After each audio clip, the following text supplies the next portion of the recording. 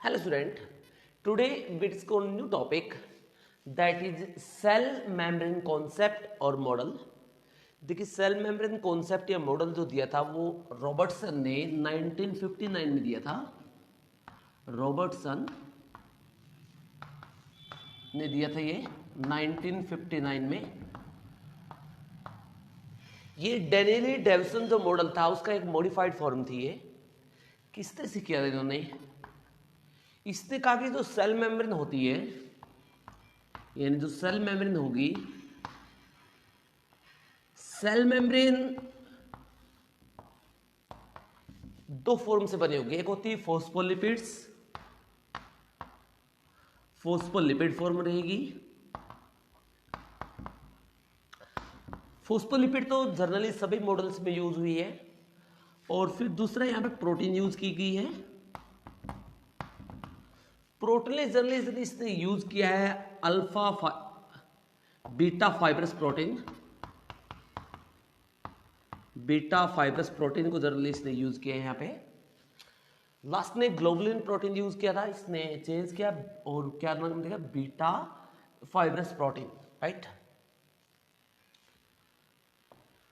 अब इस मॉडल में क्या होता है? अब इस मॉडल को हम देखते हैं किस तरह से, ये किस तरह से इन्होंने अरेंज किया था।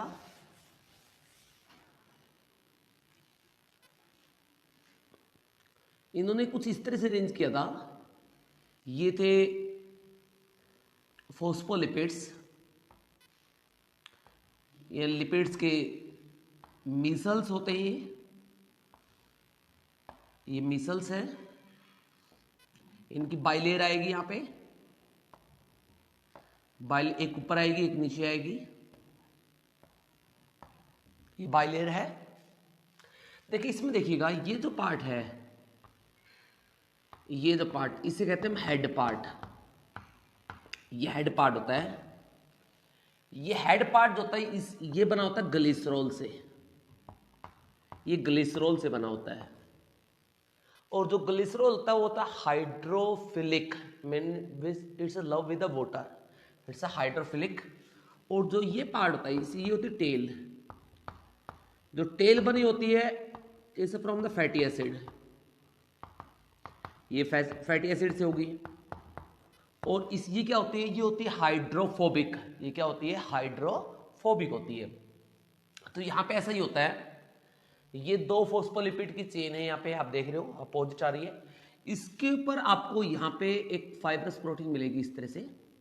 ये कंटिन्यू नहीं मिलेगी, इसके बीच में कुछ गैप मिलेगा यहाँ पे, लाइक दिस, लाइक दिस। ये कंटिन्यू नहीं आएगी जिस तरह डेनियल डेविसन मॉडल में यूज की थी कंटिन्यू, इस तरह से ये नहीं आएंगी, इसके बीच में गैप आएगा। अब दो तरह के मॉलिक्यूल डिजोल्व होते हैं। एक होता है fat dissolvable molecules. Fat dissolvable molecules होते हैं वो इजिली इसके थ्रू पास हो जाएंगे। ये तो इजिली इसके थ्रू पास हो जाएंगे। अब सेकंड होता है वाटर डिजोल्वेबल मॉलिक्यूल।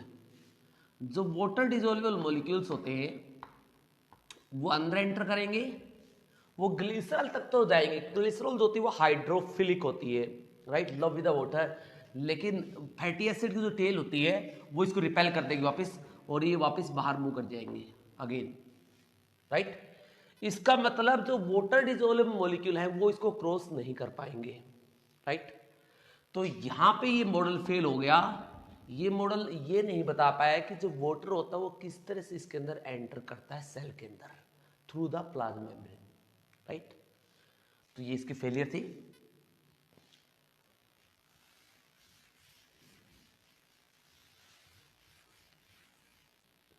इसने क्या यूज किया था? फोस्फोलिपिड्स।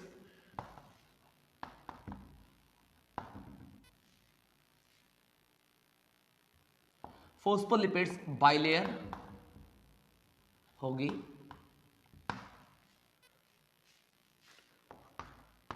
प्रोटीन की बाइलेयर होगी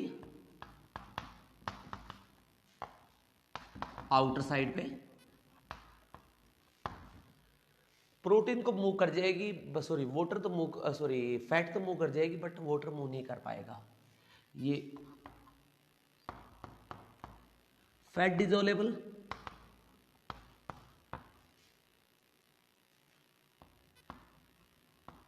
molecules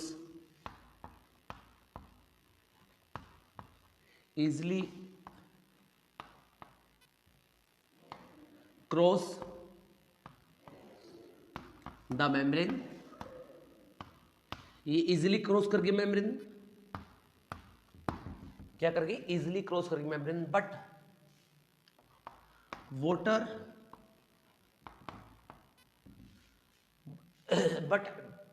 वाटर डिसोल्वेबल मॉलिक्यूल को किस तरह से एक्सचेंज होते हैं, ये मॉडल फेल हो गया यहाँ पे। Water dissolvable molecule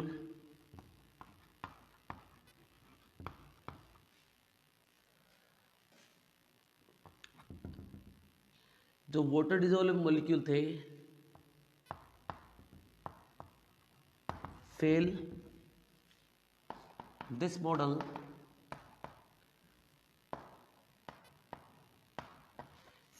model to prove that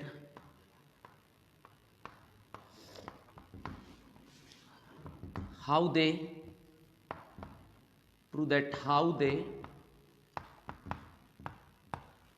cross